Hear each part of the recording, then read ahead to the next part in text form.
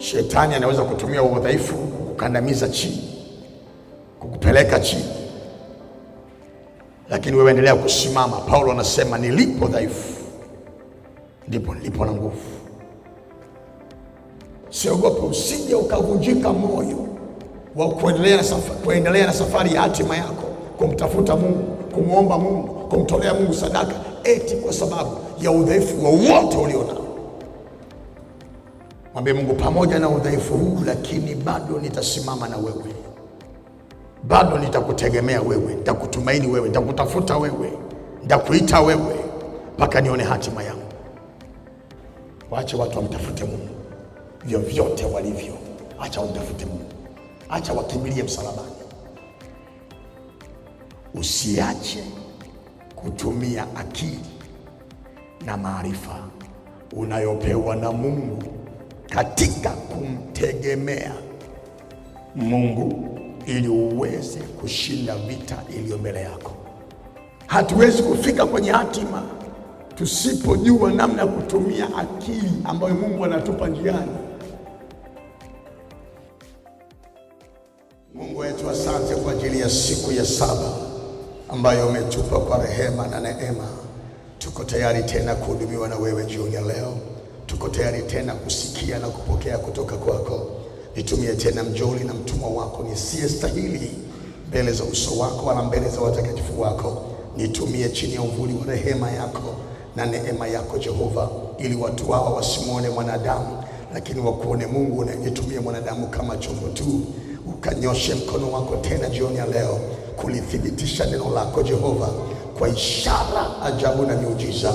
Ukafanya yale ambayo akili zetu wanadamu zimeshindwa kufanya, ukatenda yale ambayo uwezo wetu wanadamu umeshindwa kutenda. Wewe ni Mungu ambaye kwako kuna lisilowezekana, na kwako Bwana iwe sifa, heshima na utukufu tangu sasa na hata milele. Katika jina la Yesu tunaomba na kushukuru, amen. Shangilia tena Bwana Yesu kwa makofi mazuri. Na sasa nikuombe uketi kwenye uwepo wa Bwana. Jina la Bwana Yesu libarikiwe. Tumkaribishe tena theolojia mzee Kenya Masongo, yuko hapa, atatusalimia baadaye pale mwishoni. Bwana asifiwe. Tulianza naye mchungaji, akatuaga kwenda kwenye graduation kule Arusha, lakini sasa amerudi. Asante sana baba, karibu sana.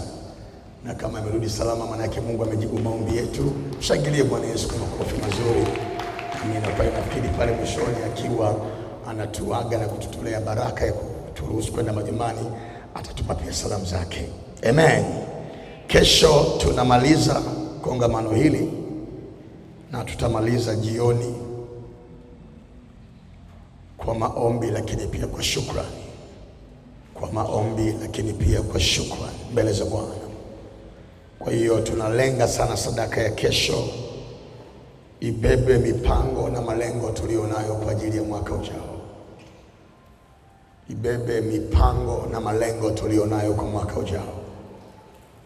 Kwa hiyo pale mwishoni utakapopokea ile bahasha kwa ajili ya sadaka ya kesho, rudi nayo nyumbani kama ulivyofanya kwenye ile sadaka ya Jumatano. Naomba na hii kafanya hivi hivyo. Pata muda wa kumshirikisha Mungu pale nyumbani mipango yako ya mwaka ujao. Usijipange Januari, unajipanga sasa. Kiingia Januari ni utekelezaji, unaanza kujipanga ni sasa. Kujipanga ni sasa. Januari ni utekelezaji, unaanza. Amen. Kwa hiyo bahasha ambayo utaichukua leo kwenda nayo nyumbani, ukishaweka sadaka yako, shirikishe Mungu mipango yako ya mwaka ujao. Shirikishe Mungu malengo yako ya mwaka ujao. Pata muda wa kuomba na ujizoeze kuiamini maombi ya moyo wako na kinywa chako, kwamba Mungu anayeweza kuwasikia wengine pia anaweza kukusikia na wewe. Mungu anayeweza kuwajibu wengine pia anaweza kukujibu na wewe. Sema amina. Nimeeleweka vizuri? Kwa hiyo pale mwishoni tukija kutoa sadaka ya leo, tutapokea na bahasha kwa ajili ya sadaka ya kesho. Na mara baada ya kuyasema hayo, sasa ninaomba moja kwa moja ufungue Biblia yako kitabu cha Zaburi mlango wa 62 ule mstari wa 4. Zaburi ya 62 ule mstari wa 4, hufanya shauri kumwangusha tu katika cheo chake, hufurahia uongo, kwa kinywa chao hubariki, kwa moyo wao hulaani. Hufanya shauri kumwangusha tu, hufanya shauri kumwangusha tu katika cheo chake. Somo ambalo tunalo lina kichwa kinasema vita ya kuifikia hatima yako. Vita ya kuifikia hatima yako. Na kuna kipengele ambacho tunaendelea nacho ambacho kinasema ondoa vizuizi. Kwenye mabano tumeandika mazuio. Ondoa vizuizi au mazuio vinavyoweza kukuzuia njiani usifikie hatima yako. Ondoa vizuizi au mazuio vinavyoweza kukuzuia njiani usifikie hatima yako. Jana tulizungumza vitu vizito kidogo kwa undani. Usikubali udhaifu wowote ulio nao ukukwamishe njiani. Usikubali udhaifu wowote ulio nao ukukwamishe njiani. Usikubali. Shetani anaweza kutumia udhaifu kukandamiza chini, kukupeleka chini, lakini wewe endelea kusimama. Paulo anasema nilipo dhaifu ndipo nilipo na nguvu. Mwambie Mungu, pamoja na udhaifu huu lakini bado nitasimama na wewe, bado nitakutegemea wewe, nitakutumaini wewe, nitakutafuta wewe, nitakuita wewe mpaka nione hatima yangu. Nilikusemesha jana, vingine unavyo leo kama udhaifu vinakutesa, vinakuumiza, vitapotea mbele ya safari, vitayayukia mbele ya safari. Wala usiogope, usije ukavunjika moyo wa kuendelea na safari ya hatima yako, kumtafuta Mungu, kumwomba Mungu, kumtolea Mungu sadaka, eti kwa sababu ya udhaifu wowote ulionao. Nilikuonyesha mifano kwenye Biblia ya watu waliokuwa na madhaifu na bado walimwendea Yesu, bado walimtafuta Mungu, walimwendea Mungu. Kwenye udhaifu katika hali ya kimwili, katika hali ya kitabia, isikurudishe nyuma. Pamoja na udhaifu ulionao, Mungu awepo kwenye maisha yako. Mungu awepo kwenye maisha yako. Mungu awepo kwenye maisha yako. Vingine vinayeyukia mbele ya safari, vinachomokea mbele ya safari.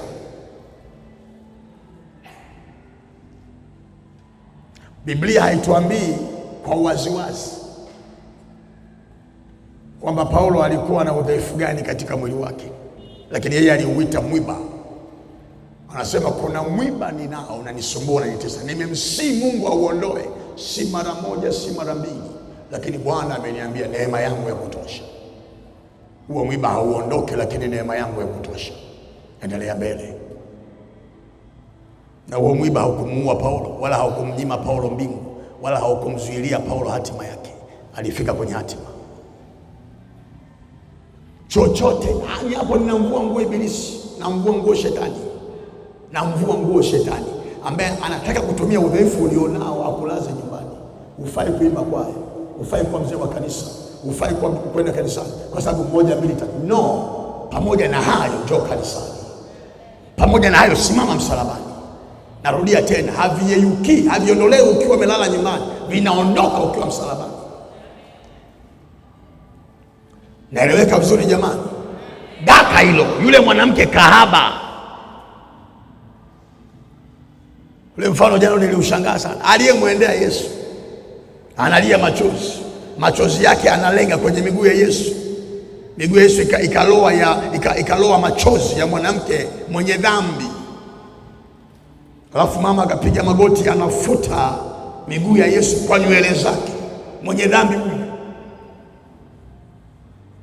Alafu akamwagia Yesu marhamu ya thamani nyingi, alionunua kwa gharama zake, sijui yeye alipata wapi.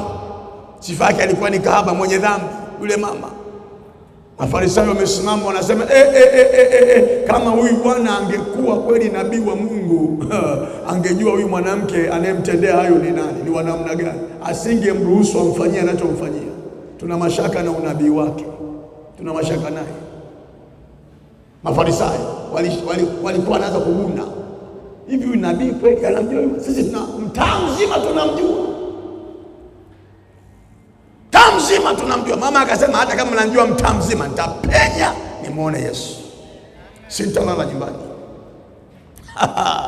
Hata kama mnanijua mtaa mzima, nitapenya nimuone Yesu, sintalala nyumbani. Sasa wale Mafarisayo walifikiri kwamba Yesu hamjui. Akawaambia, jamani, nimewasikia mnachokizungumza kuhusu mwanamke, ninamjua, lakini habari njema ni hizi, alichonifanyia huyu nyinyi hamjanifanyia. Sadaka ambazo wamezitoa hapa nyinyi hamjai kutoa, hata hiyo marhamu alionimwagia, thamani alionipa kuosha miguu yangu kwa machozi yake, thamani alionipa kufuta hiyo miguu kwa nywele zake, nyinyi hamjai kufanya. Kwa sababu ya kupenda kwake sana amesamehewa. Kwa hiyo endelea kusema kahaba mwenye dhambi ndio akashapenya, anaendelea mbele, kasamehewa, mbingu ziko upande wake. Ilikupa homework, kasome habari za kahaba mwingine anaitwa Rahabu. Mji mzima ulikuwa unamjua, mpaka mfalme, kwamba huyu ni kahaba. Lakini alisikia habari za Mungu wa Israeli na matendo yake makuu anayoyatenda. Wapelelezi walipoingia tu kupeleleza Yeriko, walifikia nyumbani kwa kahaba. Kahaba akawapokea, walikuwa wapelelezi wawili, akawapokea. Alafu kwa sababu walionekana, si kwamba hawakuonekana, walionekana. Ukasome Yoshua mlango wa 2, sina muda wa kupita huko, kuna mahali naelekea leo. Nakupa hiyo mifano ya kumalizia kiporo cha jana. Walionekana.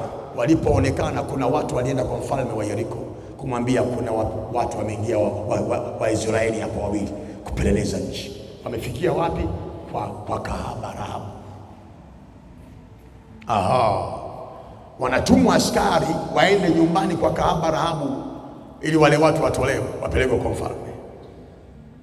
Kahaba Rahabu, mji mzima unamjua ni kahaba, kapokea watakatifu wa Mungu. Alafu katumia hekima yake na maarifa yake, hakuwaweka wakae sebuleni, aliwapandisha juu ya dari.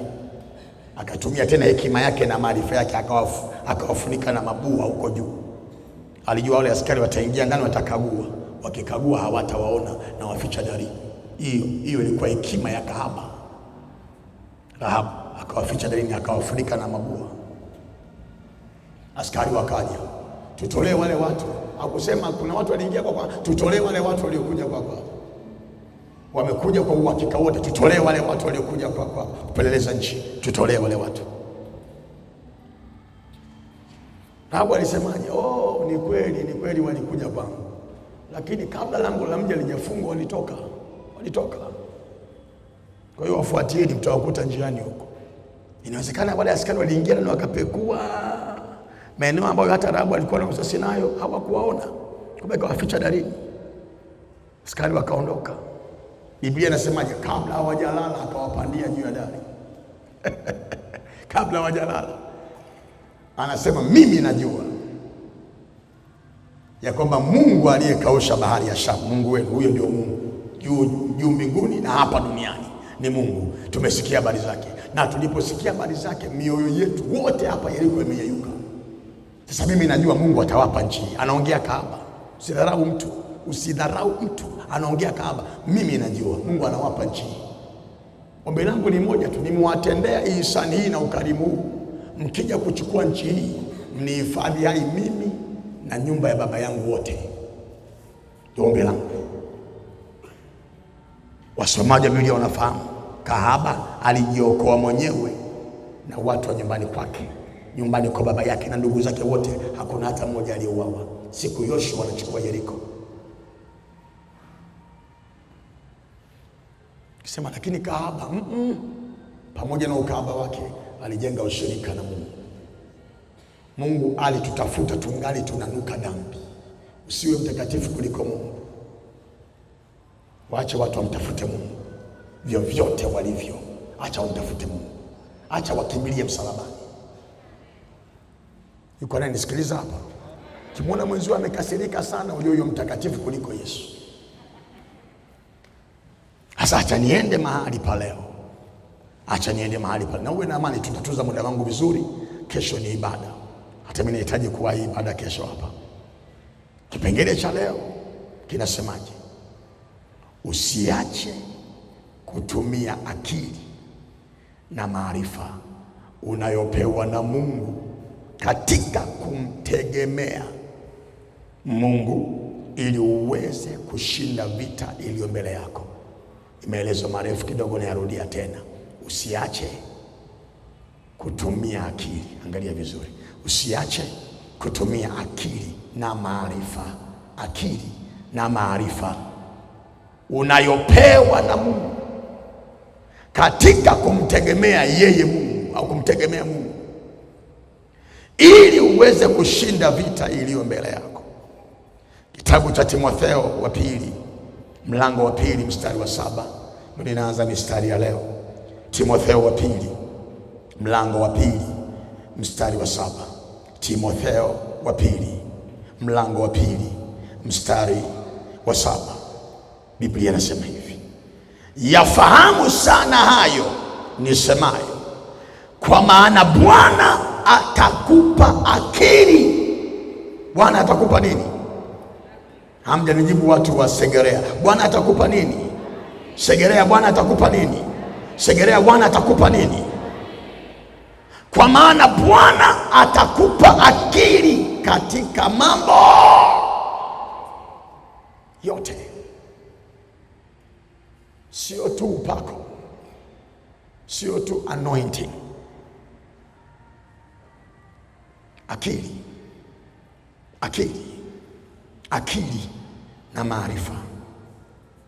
Akili na maarifa. Bwana atakupa akili. Tunazungumza habari ya kufika kwenye hatima.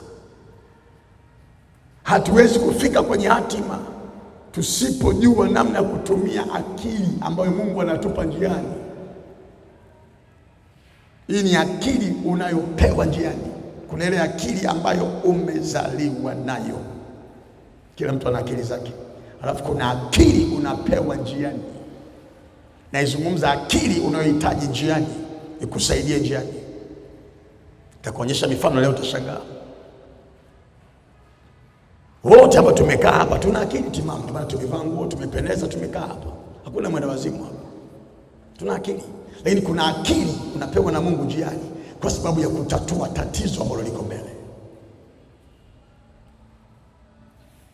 Biblia inasema Bwana atakupa. Kumbuka huyu ni Paulo anamwambia Timotheo. Timotheo sio mtoto mdogo, ni mtu mzima. Sio kwamba ni mwenda wazimu, ana akili, lakini kuna akili. Bwana atakupa akili katika mambo yote. Kwa hiyo mambo unayoyaendea mbele, kuna vitu utakabiliana navyo mbele, vitahitaji akili ya ziada. Mungu atakupa hiyo akili. Mungu atakupa hiyo maarifa. Utapewa hiyo akili. Naomba nikujengea ufahamu wako. Tunazungumza kitu cha kiakili, akili ambacho kimepuuzwa na waombaji wengi.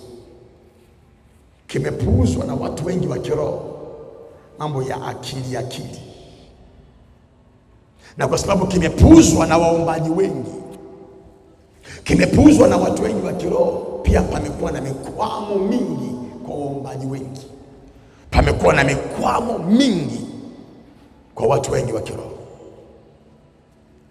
Kitu cha akili, akili na maarifa, maarifa kimepuuzwa. Kimeonekana kama hakina maana hivi. Lakini Biblia inasema Bwana atakupa akili. Sio tu upako. Sio tu upako. Ni wachache ambao huwa wanakwenda mbele za Mungu kuomba akili. Wengi tukienda, hasa sisi wahubiri, Mungu nijaze mafuta, ninaenda Segerea siku 8, Mungu nipe kibali, mafuta, kibali, mafuta. Sasa umeshapewa kibali na mafuta, hujaomba akili. Kuna kitu kitapungua. Sio wahubiri wengi waga wanaombaga akili. Ndio maana wakisimama ni upako, kibali, upako, kibali, upako, kibali. Tabiri watu wakafanikiwa, watu wakajenge, lakini akili pia ifanye kazi. 90% ya watu waliokaa hapa, nguo ambazo mmezivaa hazikuja kimuujiza.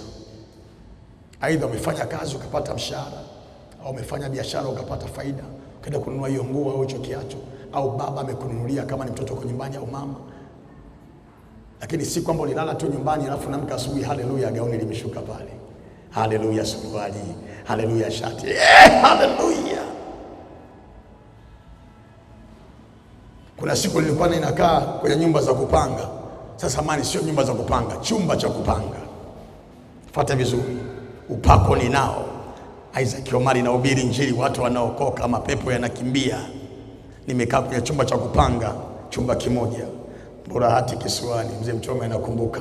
Mburahati Kisiwani, nalipa kwa mwezi 7,000. Chumba kiko ovyo ovyo, chini hakina hata tiles, ni cement tu ya kawaida, juu hakina hata ceiling board, mabati yamechakaa chakaa, tena ni chumba cha uani. Mwenye nyumba yenyewe imekaa kwenye nyumba kubwa, mlokole mimi, chumba cha uani, ndio chumba cha bei rahisi 7,000. Upako ninao, Biblia ninayo, Yesu ni Bwana, hela sina. Chumba cha 7,000. Alafu kuna watu hawana upako, hawana Yesu, lakini wametumia tu akili zao vizuri, wamepanga nyumba nzima, wengine wamejenga nyumba za kwao. Niliongea mahali, niongee na hapa hamtapenda. Ili uweze kumiliki hela na ufanikiwe kwenye hela, uhitaji tu upako, unahitaji na akili na maarifa. Siku ya leo haitapendwa na wengi, lakini itawasaidia watakaoipenda. Unataka kuwa na hela, ile saluni haiendeshwi na upako tu. Lile genge haliendeshwi na upako tu. Lile duka haliendeshwi na upako tu. Kazi unayofanya haiendeshwi na upako tu, na akili. Tena niondoe akili ya huku, nizungumze akili ya moyoni. Sababu kuna akili ya duniani ipo kichwani, alafu kuna akili ya kimungu iko moyoni.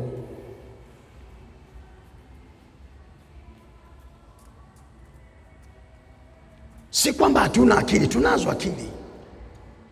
Lakini Biblia inasema Mungu atakupa akili. Kuna akili ya kushinda vita njiani. Sasa ninakaa nyumba ya kupanga, nalipa shilingi 7,000 kwa mwezi, nitakaa mpaka lini? Kuomba ninaomba. Kuna siku nilikosa hata hela ya kula. Kuna watu wakiniona leo hivi na nina nyumba ninakaa kwangu, naendesha gari yangu na maisha yangu na familia yangu, nafikiri siku sijateseka, sina ushuhuda wa kuteseka. Nilishakosa hela ya kula. Nikapiga magoti chumbani. Nimegemea kitanda changu cha futi 3. Nimegemea kitanda. Sina makochi, sina chochote. Nimegemea kitanda. Namwambia Mungu, leo nimekosa cha hela ya kula. Naomba nikiamka asubuhi chini ya mto nipate hela. Hata 2,000 tu nikute chini ya mto. Si nikusimulia tu vya kwangu. Piga maombi. Nikanena na kwa lugha. Mbingu zisikie. Chini ya mto nikute 2,000 tu, ilisaidia asubuhi kuamka vizuri. Mungu, sina msaada. Huduma haina kibali bado, sijafahamika, sijainuka. Bado ameshanitimua kafiri. Mungu nisaidie nisifie hapa. Leo nimekubali, sina hela ya kula. Mungu, kesho nikiamka nikute 2,000 chini ya mto. Piga maombi. Sio masaa 2 yale. Afu nikalala, nasema asubuhi nitaona muujiza 2,000 chini ya mto. Sifungui mto mpaka asubuhi. Nikakoti na mistari ya Biblia. Mungu alisema sio, haina haja ya kunini kupata tabu, ndege hawalimi wafu. Wewe saa 12 kabandika mkono kwenye mto, kwa jina la sasa nafunua mto. Sasa nafunua mto kwa jina la Yesu Kristo wa Nazareti aliye hai. Sasa nafunua mto. Peupe hata 200 hapo.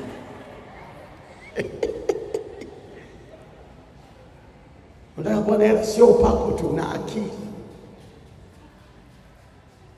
Halo?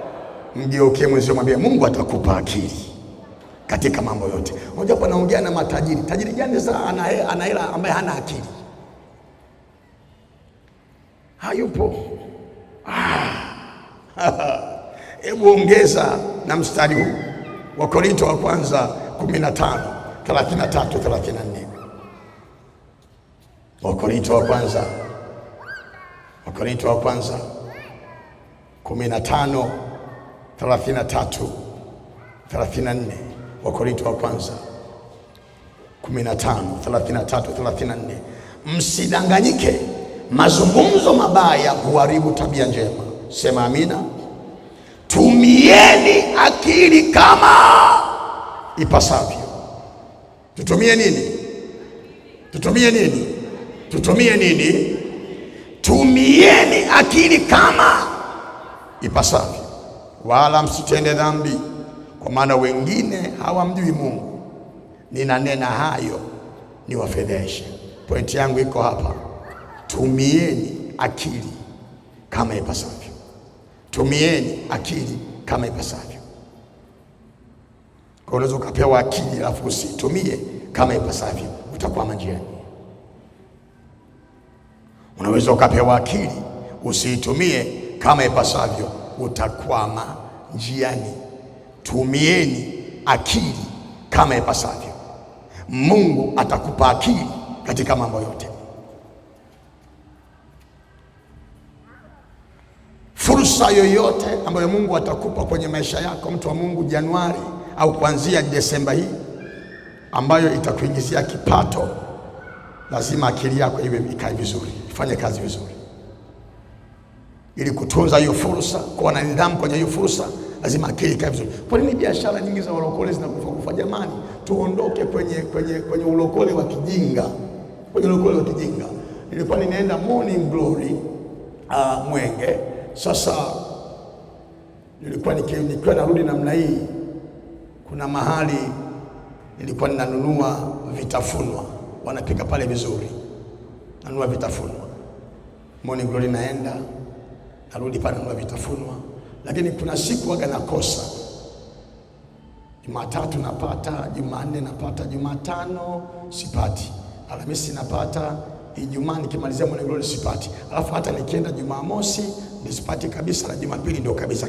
Nikawa nauliza, nasema mbona siku hizi anauza tu siku hizi 3 sio ni ngapi kwa wiki? Sema huyo bwana ni mlokole, tena ni wale wana maombi. Kwa hiyo ana ratiba za maombi. Ratiba ya maombi imezidi ratiba ya kazi.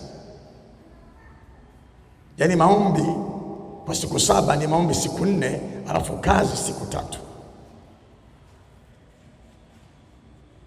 Alafu naangalia hali yake alionayo, nasema hapa kuna shida. Kushinda kanisani siku 4, kufanya kazi siku 3.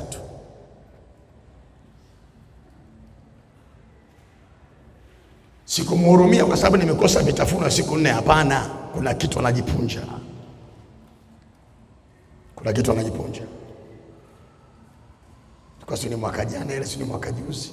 Hivi ninavyoongea sasa hivi biashara imefungwa. Nikawauliza ile eneo pale, yule ndugu alikuwa anauza vitu, alishindwa bwana, mtaji ulikufa. Alishindwa hata kulipa kodi hapa alipokuwa anafanyia kazi. Kile alikuwa ana bidhaa nzuri, alikuwa na wateja, na walikuwa wanalalamika kwamba wanakosa bidhaa siku hizo zingine 4, sio peke yangu na wengine pia. Sasa Mungu anaye upako nao, anashinda kanisani, lakini akili, maarifa na kipawa hicho anacho cha kutengeneza hivyo vitafunwa vyake.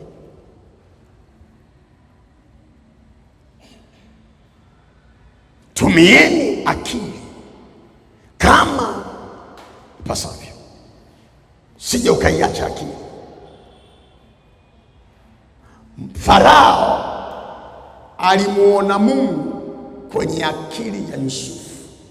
Usifikiri ya kwamba ukitumia akili Mungu hayupo. Kwa sababu ni yeye ndiye anayekupa hizo akili. Kwa hiyo akili ikiwa kazini uliopewa na Mungu, watu watamuona Mungu kwenye maisha yako. Farao alimuona Mungu kwenye akili ya Yusufu. Kupitia akili ya Yusufu Farao alimuona Mungu, sio kupitia upako wa Yusufu. No, kupitia akili ambayo Mungu alimpa Yusufu, Farao alimuona Mungu.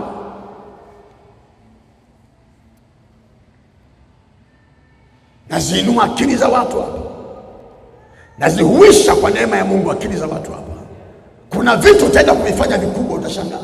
Sababu ndani yako una uwezo mkubwa wa kufanya vitu vikubwa Mungu ameweka ndani yako, lakini akili ilikuwa bado nzito. unaangalia tu eneo moja moja tu. Mhubiri mmoja sasa hivi ni marehemu, nisimwite marehemu, ameitwa na Bwana. Mhubiri mkubwa alikuwa anaitwa Reinhard Bonnke. Akiwa na hubiri studio ya Australia akasema, unajua tunakosea sana na hatuwezi kuibadilisha hii dunia kuja kwa Yesu kwa mfumo tulionao sasa wa kujifungia tu makanisani na kuomba. Hatuwezi kubadilisha dunia. Tumejifungia tu makanisani tunaomba, Mungu leta upako duniani, leta uamsho duniani, leta wokovu duniani, watu waokoke. Alafu tumekaa tunasema no, hatuwezi, hata tukiwa miaka milioni hatuwezi kubadilisha dunia. Na huyo Mungu hata afanya chochote na maombi yetu tunayoomba usiku na mchana, hata kama tutafunga na kuomba. Anasema hata Yesu alikuwa afanya hivyo. Yesu alibadilisha dunia kwa kufanya vitu viwili. Alikuwa anaomba na kuhubiri. Anaomba na kuhubiri. Anaomba na kuhubiri. Akatoa mfano akasema, uwezi kutembea na mguu mmoja, watu watakushangaa. Sasa ukienda tu na maombi unaenda na mguu mmoja, uwezi kuwa na mwendo mzuri. Kwa hiyo akasema pray, preach, pray, preach, pray, preach, pray, preach. Hatua zinaenda mbele. Omba, chukua hatua. Omba, chukua hatua. Omba, chukua hatua. Nakwambia ukweli, biashara yako haitakufa tena. Genge lako hautafunga tena. Duka lako halitafilisika tena. Ile kazi haitapotea. Kuna kitu utakipata cha ajabu sana. Na baada ya mwaka mmoja au miaka miwili na utakuwa na gari lako zuri tu. Na watu wataanza kukuzuma vibaya, kaongwa. Kumbe hujaongwa, ni bidii tu ya kutumia akili. Mgeukie mwenzio mwambie pray, preach, pray, preach, pray, preach. Mwambie namna hiyo. Mwambie omba, hubiri, omba, hubiri, omba, hubiri. Sema amina. Farao alimuona Mungu kwenye akili ya nani? Ya Yusufu. Kitabu cha Mwanzo, naomba uangalie pale. Kitabu cha Mwanzo ule mlango wa 41 mstari wa 39. Mwanzo 41. Mwanzo 41 mstari wa 39. Farao akamwambia Yusufu, kwa kuwa Mungu amekufahamisha hayo, tena wala hasemi amekufunulia, amekufahamisha hayo yote, hapana mwenye akili na hekima kama wewe.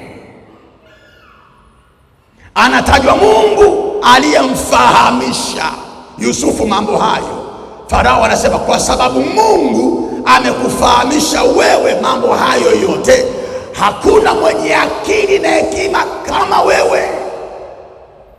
Kwa hiyo Farao alimuona Mungu aliyemfahamisha Yusufu mambo hayo yote kupitia akili na hekima ya Yusufu.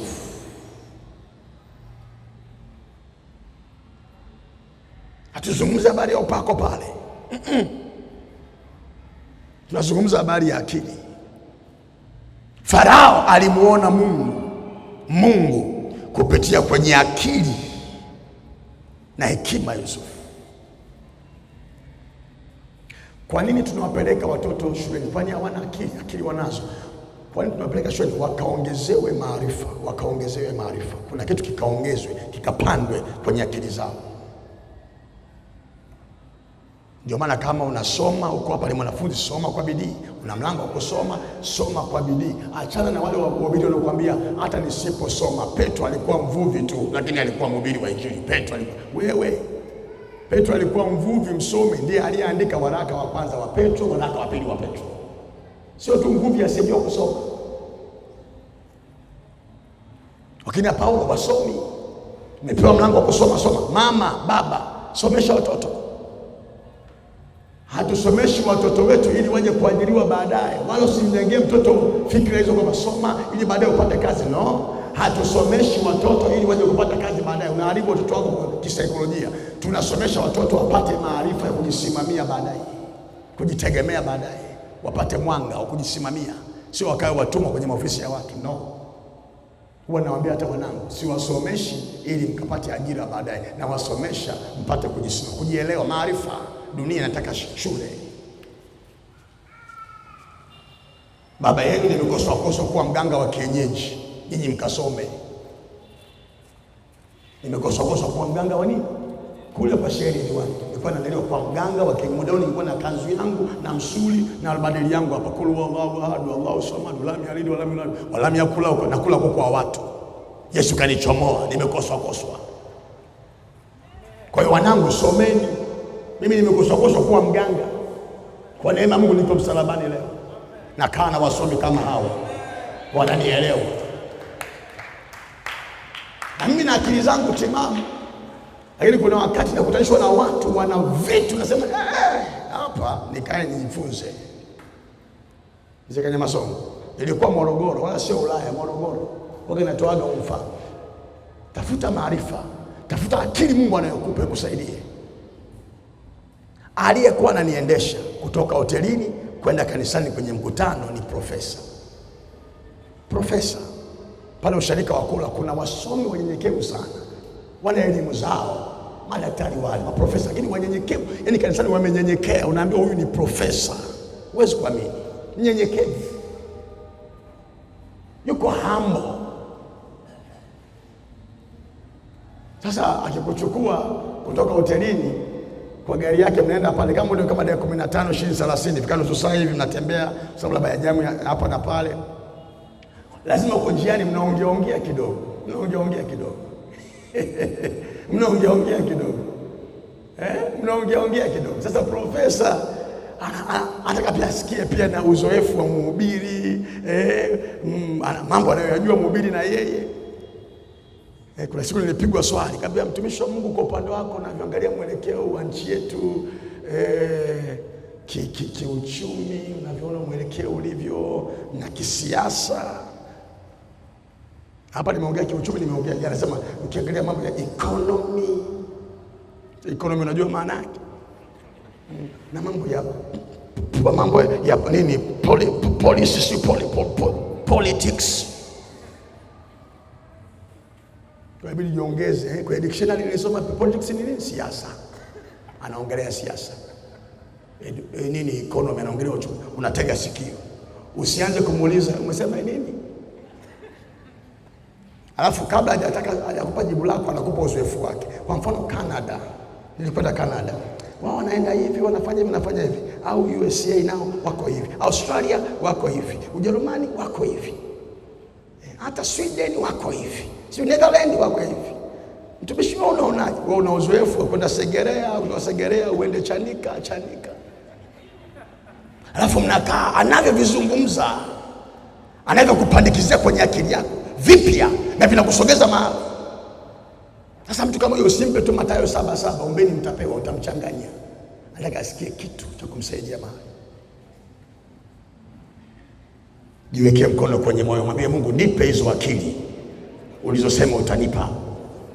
Weka mkono kwenye moyo wako, sema Mungu, nipe hizo akili. Usiweke mkono kichwani, nimesema kwenye moyo. Sema Mungu, nipe hizo akili ulizosema utanipa. Ondoa mkono hapo. Wangapi wako tayari kwenda kuona vitu vikubwa vikifanywa na wao? Unajua kuna watu wamekaa hapa hamna nyumba, lakini tutajenga nyumba. Unaelewa hilo? Naongea na wenye nyumba watarajiwa wamekaa hapa. Leo huna nyumba, wengine hata viwanja hamna. Lakini utapata kiwanja na utajenga nyumba. Kitakacho kuletea kiwanja sio tu upako. Akili itafunguliwa milango ya fedha. Utapita kwenye milango ya fedha, utanunua kiwanja. Akili itafunguliwa milango kupata matofali. Itakuja milango kupata hela, kupata matofali. Utajenga nyumba. Hakuna aliyejenga nyumba kwa upako peke yake. Waulizeni wenye nyumba. Hakuna anaendesha gari kwa upako tu. Alishanda raizi usiku asubuhi yuko bandarini. No. Milango inafunguka. Ikifunguka hatupiti kwa upako tu, tunapita kwa akili. Kwa hiyo akili plus upako unaenda kufanikiwa. Sio kama naeleweka hivi. Ni somo zito kidogo, lakini lipokee.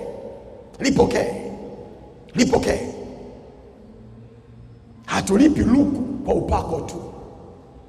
Unalipa luku kwa upako. Kwa beba ke unit moja unaanza karabo saka mayanta. Ripa kodi ya bosa. Nachungulia zimekuja ngapi? Nakwambia bado moja ataje kule kufanya rabababose. No.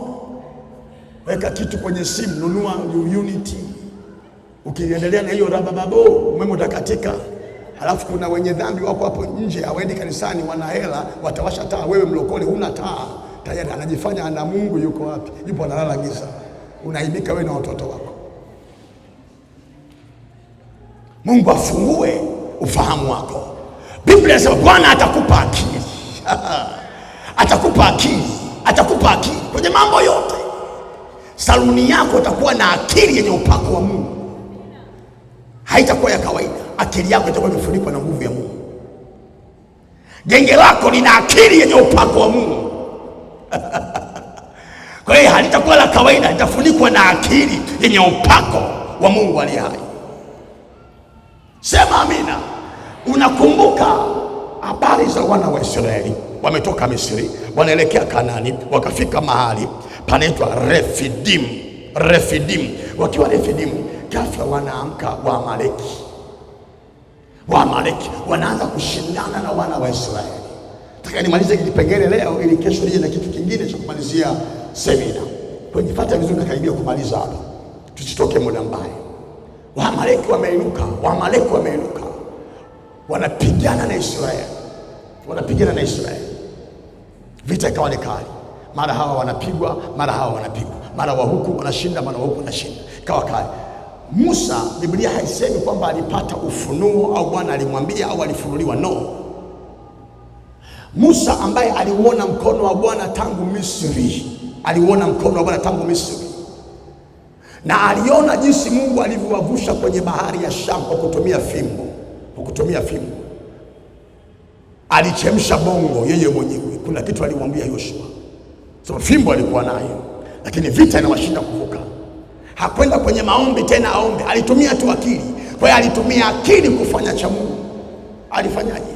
Angalia kitabu cha Kutoka mlango wa 17. Nikuonyeshe kitu pale. Tunatumia akili kufanya cha Mungu, sio dhambi. Kitabu cha Kutoka mlango wa 17, naomba uangalie pale ule mstari wa 8 mpaka mstari wa 13. Kutoka mlango wa 17 mstari wa 8 mpaka mstari wa 13, na mtu mmoja aseme amina.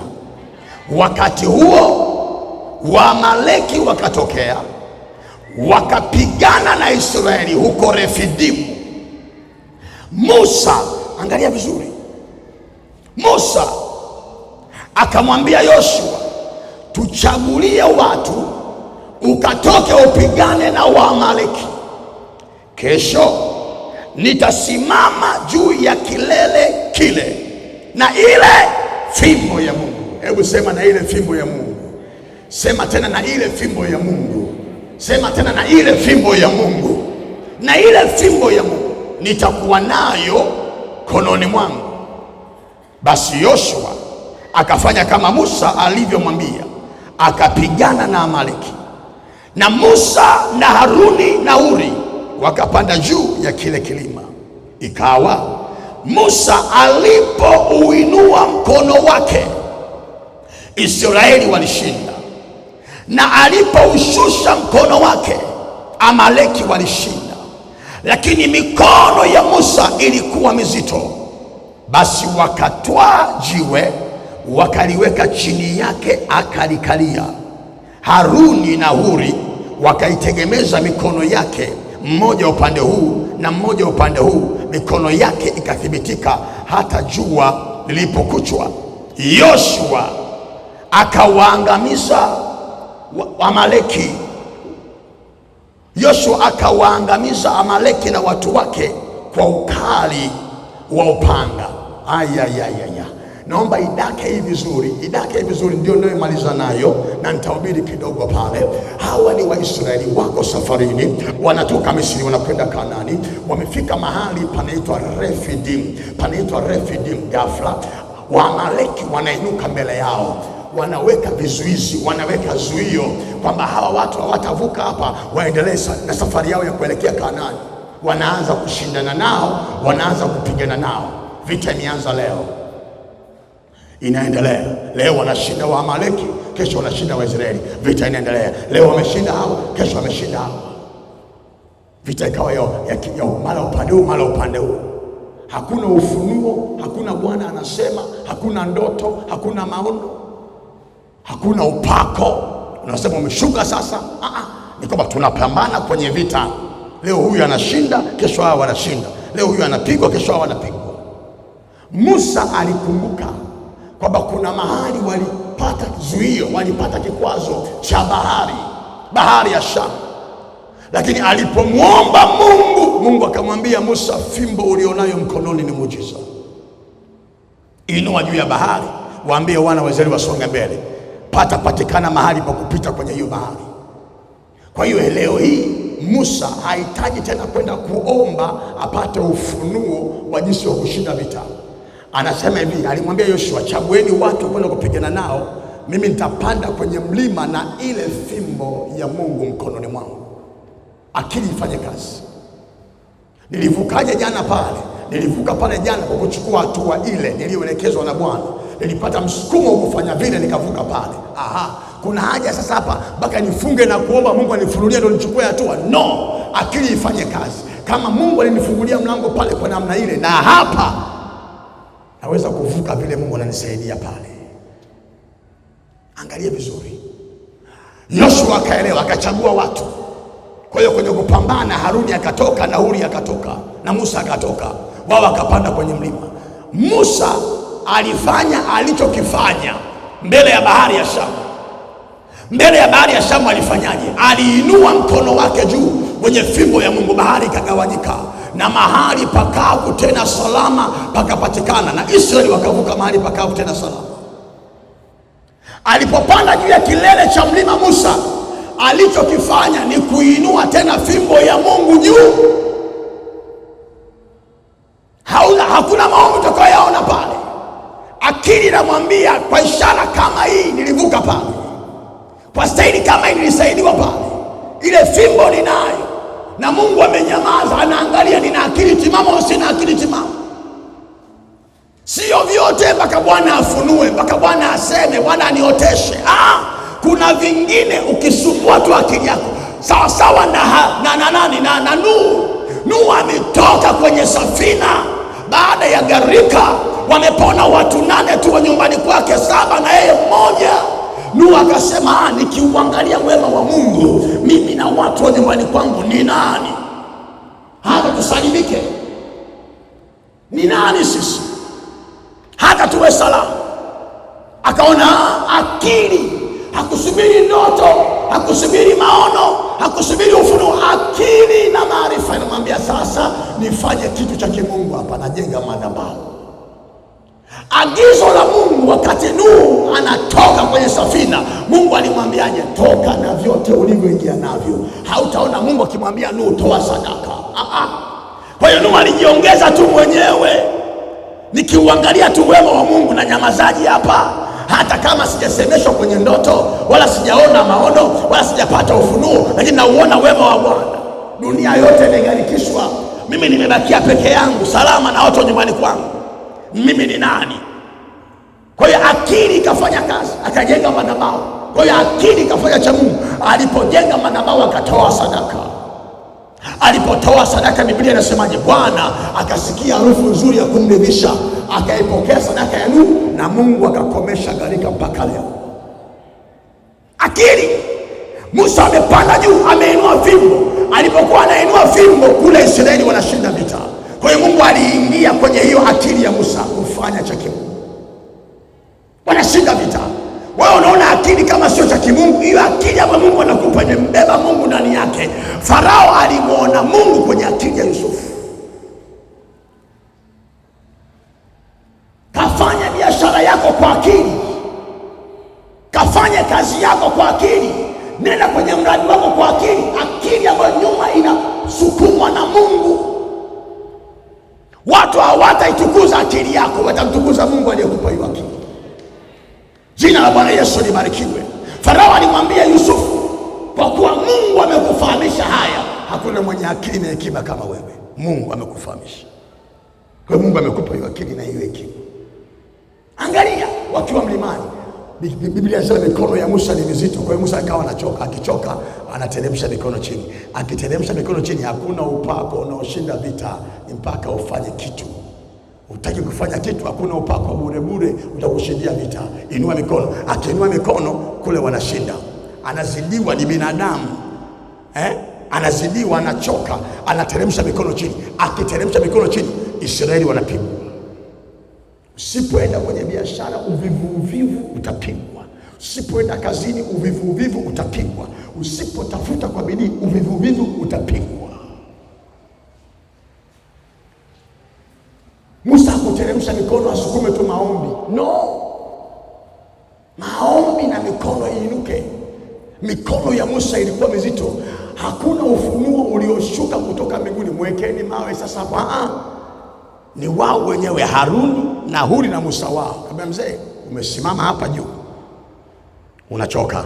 Cha msingi wakamwekea jiwe, mbia kalia jiwe. Musa akakalia jiwe, mbia inua mikono yako juu. Upande mmoja kuna Haruni, upande mwingine kuna Huri. Huyu ameshika mkono wa huku, huyu ameshika mkono wa huku. Hiyo ni akili. Tufanyeje ili mikono isiteremke chini? Tufanyeje? Au tushushe mikono tu chini tuombe tu neema ya Mungu ituvushe? No. Tukishusha mikono chini hakuna neema inayotusaidia. Watu wanakufa, biashara zinakufa, kazi zinakufa. Tufanyeje? Mwalimu Akasege aliongea wakati akasema kwenye ndoa hatuishi kwa upako, tunaishi kwa akili. Na akawa anawaambia wanaume ishini na wake zenu kwa akili. Hata maandiko yanasema namna hiyo. Mwanamke anataka kuiona akili kwa mwanaume. Ndio maana hakuna mwanamke ambaye yuko tayari kwenda na mwanamume goigoi, hayupo. Kila mwanamke anataka kuona mwanamume mwenye akili. Ndio maana baba anaitwa kichwa, mwenye akili. Baba ambaye akitoka asubuhi akirudi nyumbani harudi tuna upako, anarudi na majibu ya hapo nyumbani. Anarudi na majibu ya nyumbani. Hatuna sukari, baba ana majibu ya sukari. Hatuna sabuni, baba ana majibu ya sabuni. Sio baba anarudi nyumbani hatuna sukari, rabo saka. Hatuna chumvi, riba babo sanda rabosa. Tunadaiwa kodi ya umeme, ribo sheke mayanda. Wameleta notes hapa, rapa. Asubuhi vinatolewa vyombo nje. Hiyo ni Biblia na Mwalimu Akasege aliongea. Tunaishi kwenye ndoa kwa akili. Sio kama kuna watu wanaelewa. Unajua kweli naongea na watu wote hapa ni wamiliki wa hela. Sema tu mlikuwa mko serious.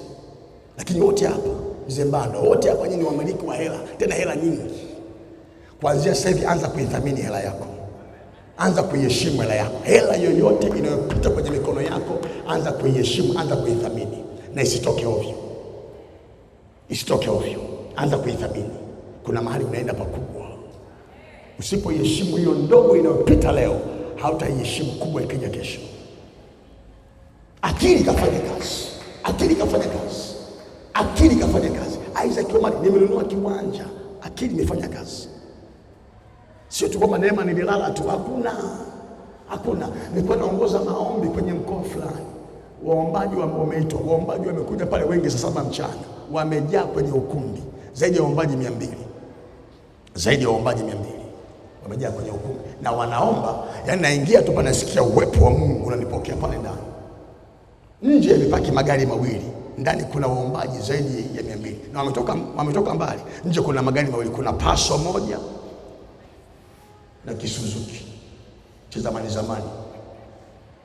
Wengine wote wanakuja na bodaboda, sio za kwao, za kuchukua, za kukodisha. Lakini wakati wanaomba upako unaotembea pale sio kawaida. Kwa hiyo naongea nao. Wote mnakaa maeneo karibu hapa? Hapana, mtu tumetoka mbali. Mmefikaje hapa? Wengine daladala, wengine bodaboda. Wangapi mko hapa mna magari yenu? Kumbe hata yale mawili yenyewe kuna wale wazima nyumbani. Lakini upako umejaa. Wakaniandalia kongamano. Wao kuna sehemu unakwenda unapigika kweli. Utaongea na wana maombi, utaongea sio na wajane, utaongea sio na wagane, utaongea sio na vijana, utaongea na wafanyabiashara. Unapigika kweli. Hata ukiondoka siku ya mwisho sema hapa nilifanya kazi. Wakanitia wafanyabiashara. Nikauliza, wafanyabiashara mlio kuwepo hapa wangapi mlikuwa kwenye kongamano la maombi? Walikuwa sio ni watatu. Kwa hiyo wana maombi wengi, kwenye biashara sio sana, upako huo hawana. wao ni kushandalize. Na kwenye kongamano la wafanyabiashara hawa, magari yamejaa nje. Kuna kitu kinachoendelea kwa hawa na hawajaazima ni yako, yamejaa nje. Mungu akupe akili katika mambo yote. Simama kwa miguu yako. Nimeongea taratibu sana leo.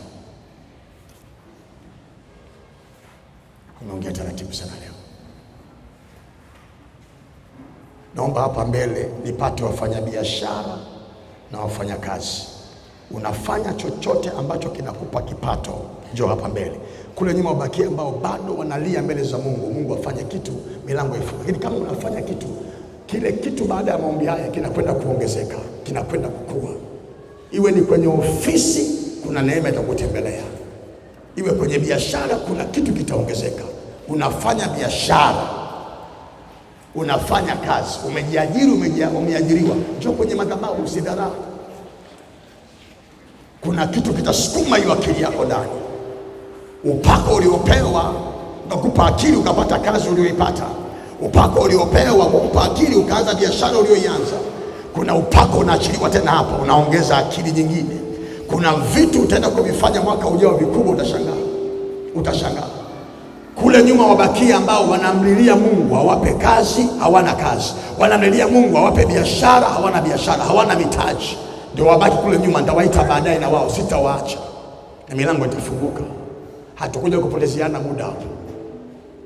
Unafanya biashara, unafanya kazi. Mungu akupe neema ya kwenda viwango vingine. Unapoingia 2026 viwango vingine. Popote ulipokuwa minywa, nguvu ya Mungu itakuchomoa pale. Funika macho yako mtu wa Mungu. Hapa ninaongea na matajiri wakubwa mliocheleweshwa njiani. Matajiri wakubwa mliocheleweshwa njiani. Usiridhike na faida unayoipata, ipo kubwa kuliko hiyo. Matajiri wakubwa mliocheleweshwa njiani. Ukiona unazidiwa, unaweza kupiga magoti. Kwa sababu kuna nguvu nyuma inaweza kutembea. Mikono iliyofungwa itafunguliwa. Akili iliyofungwa itafunguliwa. Macho yaliyofungwa uoni yatafunguliwa. Kuna vitu utaanza kuviona. Kuna fursa utaanza kuziona. Dada, kuna vitu vinachomoka kwenye mikono yako. Acha vichomoke vyote, acha vichomoke. Acha vichomoke vyote kwenye hiyo mikono. Wamekuwekea uzito kwenye mikono yako. Wamenyang'anya fedha kwenye mikono yako. Wamenyang'anya utajiri kwenye mikono yako. Wamenyang'anya. Ninaona ukombozi kwenye hiyo mikono. Ninaona damu ya Yesu inakomboa mikono yako.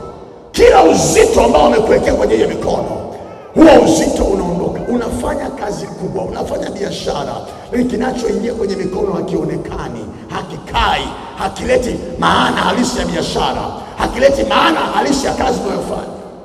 Kuna uzito wamekuwekea. Usiridhike wala kutosheka na viwango hivyo. Naona jina lako linainuliwa na Bwana na nafsi yako inainuliwa na Bwana. Hivi ninavyoongea tayari nguvu za Mungu ziko juu yako. Nguvu za Mungu ziko juu yako. Ukiona unazidiwa, unaweza ukapiga magoti. Muda wangu umesogea. Nguvu za Mungu ziko juu yako. Rabo saya, funika tu macho yako. Hivi ninavyoongea hapa, Mungu yupo kazini. Baba, fungua mikono ya hawa watu, fungua na akili zao. Fungua mikono ya hawa watu, fungua na akili zao. Uliposema utazibarikia kazi za mikono yetu, sio mikono peke yake inayofanya hizo kazi, ni pamoja na akili zetu, e Bwana. Hivyo Jehova, naomba fungua mikono yao, fungua na akili zao. Hawa ni wafanya biashara na hawa ni wafanya kazi, wamesogea kwenye hii madhabahu. Mungu uliye hai, ninaona kuna wengi hizi biashara wamekaa nazo kwa miaka mingi, lakini hakuna badiliko lolote. Wanafanana na wale ambao hawafanyi chochote. Na kuna wafanya kazi wako mahali hapa, wapo kwenye ajira kwa miaka, lakini hakuna kinachoonekana kwao. Wanafanana na wale ambao hawana ajira. Baba, tunapotoka 2025 kuingia 2026, Baba, hii mikono ikaongezewe uwezo wa kukamata fedha nyingi zaidi, na hii akili ikafunguliwe iweze kuona fursa nyingi zaidi. Mungu uliyeleta kazi ya kwanza, utaleta kazi ya pili. Mungu uliyeleta biashara ya kwanza, utaleta biashara ya pili. Mungu uliyeleta mtaji wa kwanza, utaleta mtaji wa pili. Inua mikono yako juu, kila mmoja. Mikono inua juu. Raboseke mayanda, rabosika mayanda. nguvu ya Mungu ikasukume hiyo mikono na hiyo akili. Bwana atakupa akili katika mambo yote. Pokea katika jina la Yesu Kristo. Madhabahu inaachilia neema hii kwako. Kuna kitu kinafunguliwa ndani yako. Kuna kitu kinafunguliwa ndani yako. Pokea katika jina la Yesu Kristo wa Nazareth aliye hai. Nenda kaone, nenda kaone yale ambayo wengine hawawezi kuona. Nenda kaone mama, nenda kaone yale ambayo wengine hawawezi kuona. Akili yako ina macho, akili yako ina macho, akili yako ina macho. Itaenda kuona yale ambayo wengine hawawezi kuona. Akili yako ina masikio, akili yako ina masikio. Itaenda kusikia vile ambavyo wengine hawawezi kusikia. Rabo saya, ninaachilia neema ya Bwana, naachilia neema ya Bwana. Hata kama biashara unayoifanya inafanana na wale majirani wa pale na pale, neema ya Bwana iende na akili yako kwenye biashara ulionayo. Kibali cha Bwana kiende na akili yako kwenye biashara ulionayo. Haitaonekana ya kawaida. Wateja watakimbilia biashara yako, wateja watakimbilia kazi ya mikono yako. Na achilia kibali kwenye akili yako na kwenye kazi ya mikono yako. Pale ofisini pata upendeleo kwa wakuu walioko juu yako. Omba haya maombi, sema: Mungu uliye hai, nipe akili katika kazi nilionayo, katika biashara nilionayo. Akili ikanipe kibali. Akili ya Yusufu na hekima ya Yusufu ikampa kibali mbele ya Farao. Nami ninaomba nipe akili, nipe maarifa, nipe hekima, nipate kibali kwa biashara nilionayo, kwa kazi nilionayo, kwa biashara nilionayo, kwa kazi nilionayo. Haya, kila mmoja anza kumshukuru Mungu kwamba kuna akili unaondoka nayo hapa. Kuna nguvu unaondoka nayo inaenda kusukuma hiyo akili. Mshukuru Mungu taratibu. Nataka niwarudishe niwaite wengine. Mshukuru Mungu taratibu kwamba kuna akili inaongezeka kwenye kazi ulionayo. Kuna akili inaongezeka kwenye biashara ulionayo. Kuna akili inaongezeka katika jina la Yesu Kristo wa Nazareth aliye hai. Na mbingu za Bwana ziende na wewe. Unaweza ukarudi taratibu. Ambao hawana kazi, hauna biashara, unapambana upate kazi, unapambana upate biashara, unapambana upate mtaji. Njoo kwenye madhabahu, usione haya, usione haya.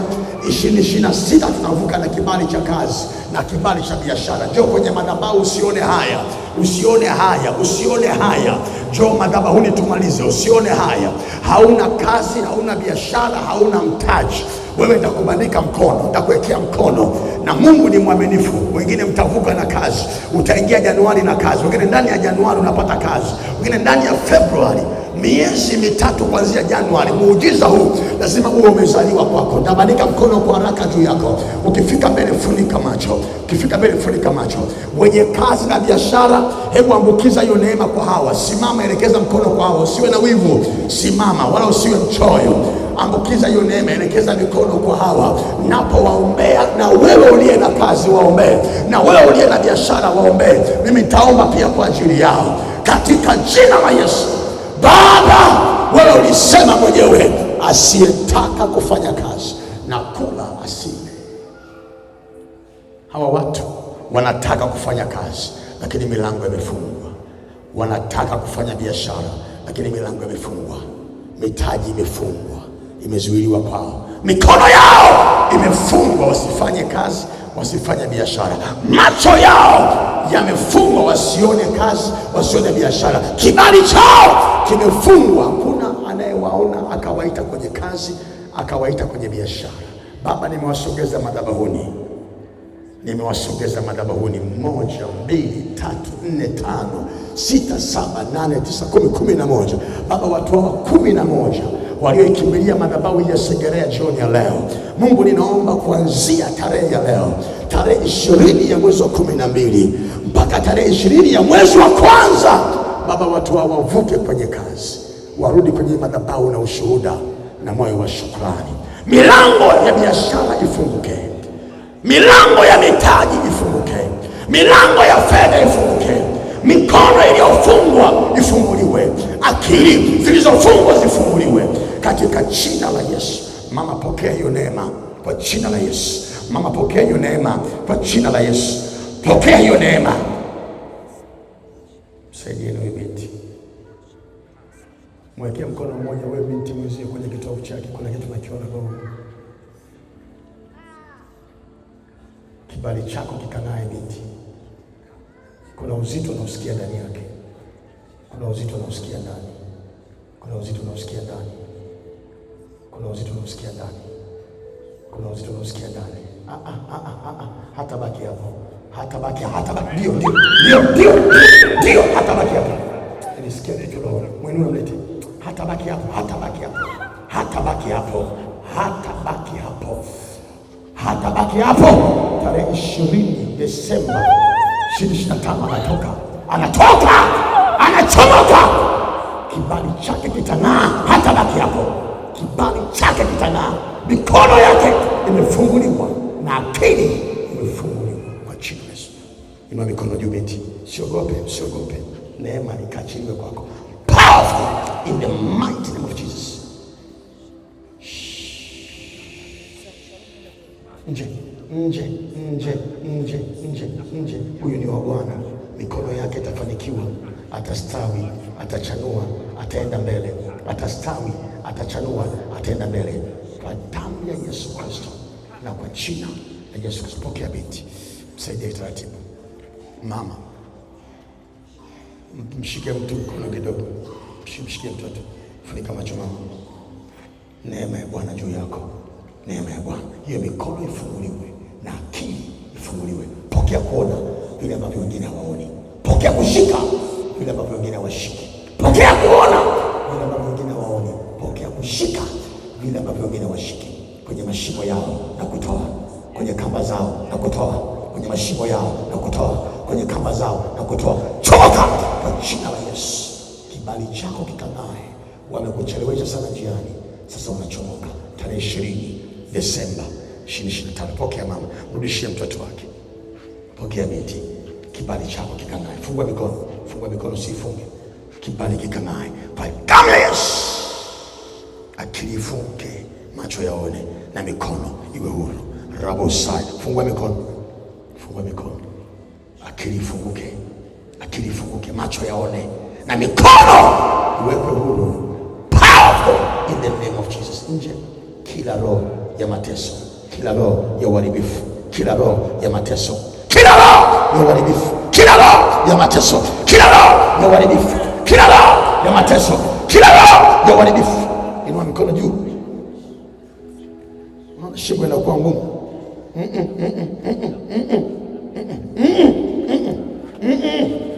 Huyu ni wa Bwana. Mlete. Na wanamkimbiza. Mlete. Huyu ni wa Bwana.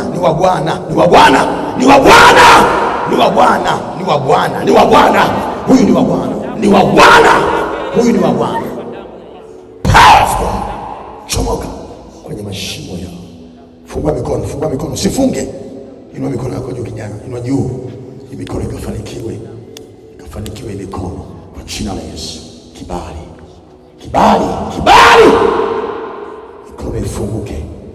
Mikono ifunguke na akili na macho yaone kwa jina la Yesu. Funika macho mbele, usiogope. Waliokufunga hawatakuweza tena. Powerful in the name of Jesus. Macho yaone, mikono ifunguliwe, macho yaone, akili ifunguke. Pokea kijana. Pokea, wamekuchelewesha sana njiani. Pokea kwa jina la Yesu. Hakuna kushindana na madhabahu ya Mungu aliye hai. Macho yaone, akili ifunguke, mikono ikafanya kazi kwa jina la Yesu. Kunjua mikono binti. Inua juu. Ukifunga mikono hivi unafunga na huko. Kunjua mikono. Kuanzia kwenye utosi wa kichwa hata kwenye nyayo za miguu. Akili ifunguke, macho yaone, mikono ifunguliwe kwa jina la Yesu. Shangilie Bwana Yesu kwa makofi. Mnaweza mkarudi, na mkipata kazi msiache kuja madhabahuni kumshukuru Bwana. Simama na sadaka yako jamani, muda umekwisha.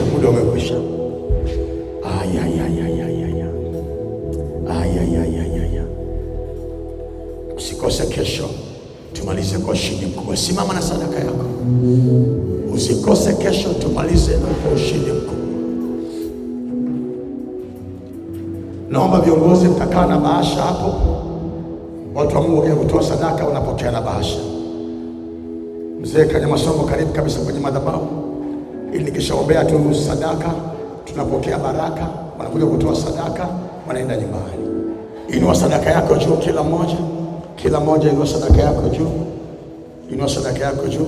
Sema, Mungu uliye hai, ninakushukuru, ninajiunganisha na sadaka yangu madhabahuni pako katika jina la Yesu, amen. Naomba utulie upokee baraka za Bwana. Kama kuna salamu mzee, karibu sana.